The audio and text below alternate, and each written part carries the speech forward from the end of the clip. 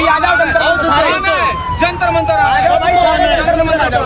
सारे के सारे लोग पहुंचो, जितने लोग देख रहे हो हर जगह पे वीडियो को शेयर करो, हर एक बच्चे को, हर एक टीचर को, हर एक संस्थान को, हर एक टेलीग्राम ग्रुप में सबको बोलो कि तुम्हारी हक की लड़ाई है, जंतर मंतर पहुंचो। सरकार बदलनी पड़े सरकार बदल देंगे, लेकिन न्याय नहीं सहेंगे भाई। अब जंतर मंतर आना होगा। अगर जमीन जिंदा है तो जंतर मंतर सारे के सारे पहुंचो। सभी लोगों से कहो यहाँ पर कि सभी शिक्षकों ने मिल करके पुकारा है कि जंतर मंतर आना है और हाथ जोड़ के मिलाएंगे भाई। हम सब की यही पुकार, जंतर मंतर आना है। बिल्कुल जंतर मंतर, चलो जंतर मंतर, चलो जंतर मंतर, चलो दिल्ली चलो। क्या आपने देखा है कि हजारों युवाओं की भीड़ जो अपने सपनों के लिए सड़क पर उतर आई है और सरकारी नौकरी की चाहत के लिए लाखों छात्र और उन्हें पढ़ाने वाले शिक्षक एक साथ जब आवाज उठाते हैं तो ये एक मामला साधारण नहीं होता है। एसएससी सीजीएल के एग्जाम में हुए विवादों और पेपर लीक और धांधली और पारदर्शिता की भारी कमी ने पूरे देश को झकझोर कर रख दिया है। सोचिए जरा, जितना बड़ा ये एग्जाम है उससे बड़ा ये सवाल है इस पर खड़े हो चुके हैं कि आखिर वो कौन सी वजहें हैं जिनकी वजह से नौजवान व शिक्षकों को एक साथ सरकार के खिलाफ मोर्चा खोलना पड़ा। और आज हम जानेंगे इसी गड़बड़झाले की पूरी कहानी को, सीधे उन आवाजों से जिन्हें आपका हक चाहिए, कड़क आवाज में, बिना किसी लाग लपेट के। तो जुड़िए हमारे साथ, क्योंकि एसएससी सीजीएल विवाद की परतें खोलने वाला एक बड़ा धमाका है और आपके अपने चैनल पे, जो कि न्याय की जंग है। एक शिक्षक और छात्रों की कहानी को आप सुनिए। 31 जुलाई 2025 की वह सुबह दिल्ली की सड़कों पर आम नहीं थी। जंतर मंतर की ओर बढ़ते कदमों की आहट एक क्रांति की गूंज थी। हजारों युवा चेहरों को उम्मीद थी, गुस्सा था और सबसे बढ़कर अपने हक के लिए लड़ने का जज्बा था। यह कहानी है नीतू मैम की, संजीव सर की, अभिनय शर्मा और उनके लाखों छात्रों की, जिन्होंने एक भ्रष्ट व्यवस्था के खिलाफ आवाज उठाई है और बदले में लाठियां, हिरासत व अपमान सहा है।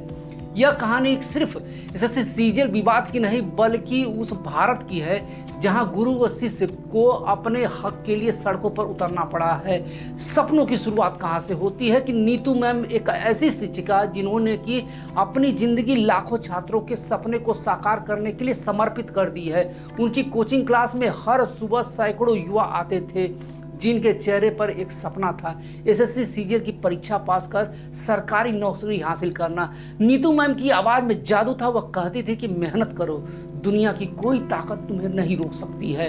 उनके साथ थे संजीव सर, जो गणित के जटिल सवालों को ऐसे हल करते जैसे कोई कहानी सुना रहे हों, और अभिनय शर्मा, जिनकी प्रेरक बातों से छात्रों में जोश भर देते थे। इन शिक्षकों के लिए कोचिंग सेंटर सिर्फ एक इमारत नहीं बल्कि एक मंदिर था जहां सपनों को पंख लगाए जाते थे। लेकिन 2024 के टियर 1 के परिणामों ने इन सपनों पर काला बादल मंडराने शुरू हो गए।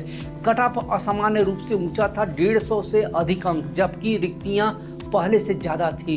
कुछ खास परीक्षा केंद्रों से लगातार रोल नंबरों का चयन व नॉर्मलाइजेशन की गड़बड़ियों ने छात्रों में संदेह पैदा कर दिया। क्या हमारी मेहनत का कोई मोल नहीं है?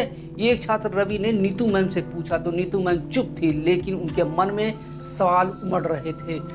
सड़कों पर उतरा लोगों का गुस्सा। 2025 की गर्मियों में हालात और बिगड़ गए। एसएससी सीजीएल 2025 की टियर 1 परीक्षा की तारीखें यूपीपीसीएस मेंस से टकरा गई थी। बार बार परीक्षाएं रद्द हो रही थी, तकनीकी खामियां सामने आ रही थी और परीक्षा केंद्रों पर बद इंतजामी ने छात्रों का धैर्य तोड़ दिया। जिस कंपनी एडिक्विट को एसएससी ने परीक्षा आयोजन की जिम्मेदारी दी थी, उसकी साख पर पहले ही पट्टा लगा हुआ था, फिर भी उसे बार बार मौका क्यों? यह सवाल हर छात्र के मन में था। नीतू मैम, संजीव सर और अभिनव शर्मा ने फैसला किया कि अब चुप रहना गुनाह है। उन्होंने अपने छात्रों को एकजुट किया और दिल्ली चलो आंदोलन की शुरुआत की। जंतर मंतर पर हजारों छात्र व शिक्षक इकट्ठा हुए और उनके हाथों की तख्तियां थी जिन पर लिखा था, एसएससी सुधार करो, एसएससी वेंडर फेल्योर, पारदर्शिता दो, सपने को लौटाओ। लेकिन सिस्टम को उनकी आवाज सुनना मंजूर नहीं था। जैसे ही प्रदर्शन शुरू हुआ, पुलिस ने लाठीचार्ज कर दिया। नीतू मैम को धक्का दिया गया, संजीव सर का हाथ टूट गया और अभिनव शर्मा को हिरासत में ले लिया गया।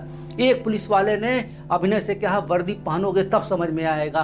तो अभिनव ने जवाब दिया, वर्दी तो हमने पहले ही उतार दी थी, मगर हम हक की बात करना कब गलत है।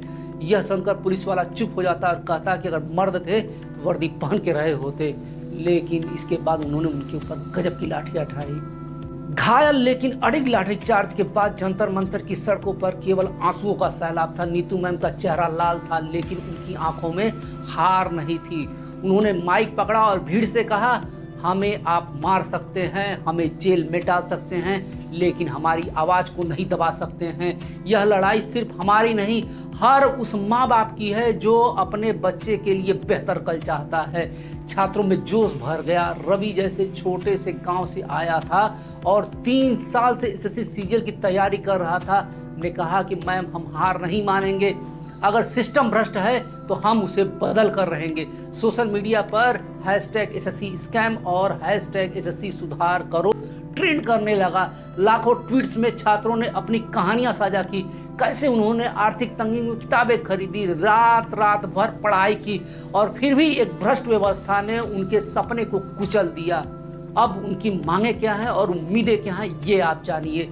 छात्रों और शिक्षकों की मांगे साफ थी, एडिक्विट पर प्रतिबंध लगाया जाए, इस कंपनी को परीक्षा आयोजन से हटाया जाए। और यह बात सही भी है कि कर्मचारी चयन आयोग ने हाल में ही अपनी परीक्षाओं की जिम्मेदारी एडिक्वेट कैरियर टेक्नोलॉजी को सौंपी थी और इस कंपनी की साख को लेकर के पहले भी सवाल उठ चुके हैं। एक्स पर उपलब्ध कुछ पोस्टों के अनुसार एडिक्वेट पर पहले भी पेपर लीक, सर्वर क्रैश और परिणामों में धांधली जैसे गंभीर आरोप लग चुके हैं। 2025 में एसएससी सीजीएल जैसी महत्वपूर्ण परीक्षाओं का आयोजन में एडिक्वेटी ने की नियुक्ति के बाद कई समस्याएं सामने आई, जैसे कि परीक्षा केंद्रों पर अव्यवस्थित आवंटन, कुछ केंद्रों पर अचानक रद्दीकरण और तकनीकी खामियां, जिनके कारण छात्रों को भारी परेशानी हुई।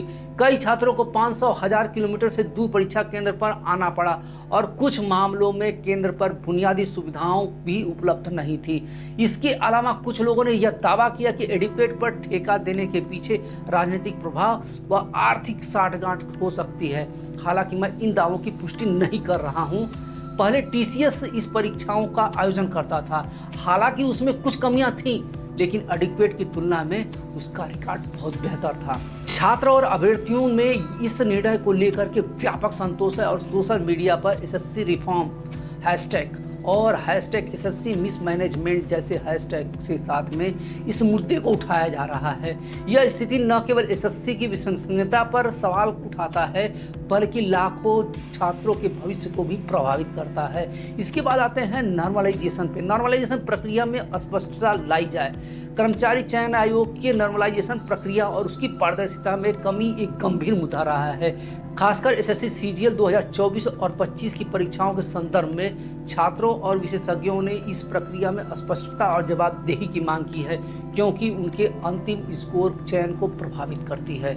और एक निश्चित कैलेंडर जारी किया जाए। यूपीएससी की तरह एसएससी का भी परीक्षा व परिणामों की तारीखों का एक निश्चित कैलेंडर तय किया जाए और जो गलत सवाल है या दोहराए गए सवालों की समस्या को खत्म किया जाए और जो भर्ती की प्रक्रिया है, जो नियुक्ति की प्रक्रिया है, उसको तेज किया जाए।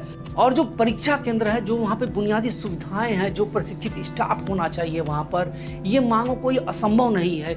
ये एक ऐसी व्यवस्था की मांग है जो निष्पक्ष, पारदर्शी व जवाबदेह हो, लेकिन सिस्टम की चुप्पी और लाठियों का जवाब बनकर सामने आई। जंतर मंतर पर लाठियां खाने के बाद भी नीतू मैम, संजीव सर और अभिनव शर्मा टूटे नहीं हैं। वे फिर इकट्ठा हुए हैं। रवि और हजारों छात्र उनके साथ थे। उनकी आवाज अब सिर्फ दिल्ली तक सीमित नहीं है, सोशल मीडिया के जरिए यह पूरे देश में गूंज रही थी और #SSC सुधार करो अब एक जन आंदोलन बन चुका है।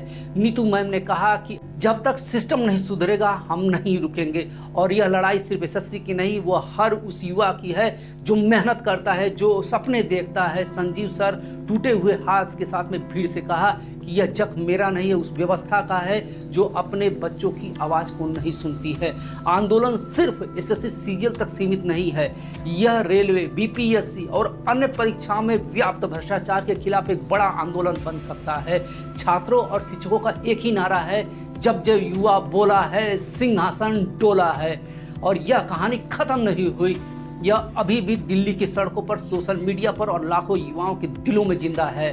सवाल वही है कि क्या भारत अब एक ऐसा देश बनेगा जहां गुरु और शिष्य अपने हक के लिए लाठियां खानी पड़ेगी?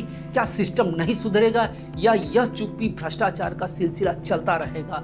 नीतू मैम, संजीव सर, अभिनव शर्मा और उनके छात्र आज भी लड़ रहे हैं। उनकी लड़ाई सिर्फ उनकी नहीं है बल्कि हर एक युवा की है जो मेहनत और ईमानदारी से अपने सपनों को पूरा करना चाहता है। यह कहानी हमें सिखाती है कि जब तक हम हक की आवाज़ नहीं उठाएंगे बदलाव की उम्मीद जिंदा रहेगी। उठो, जागो, बदलो। जय हिंद, जय भारत। अगर आपको मेरा विश्लेषण पसंद आया हो तो कृपया मेरे चैनल को लाइक, सब्सक्राइब कीजिए और अपने मित्रों में शेयर करना इसे मत भूलिए, क्योंकि यह आंदोलन नहीं, आपके सपनों की उड़ान है और इस सपनों की उड़ान को आप लोग पाने के लिए आंदोलन से जुड़िए। ये मेरा आपसे रिक्वेस्ट है। बहुत बहुत धन्यवाद।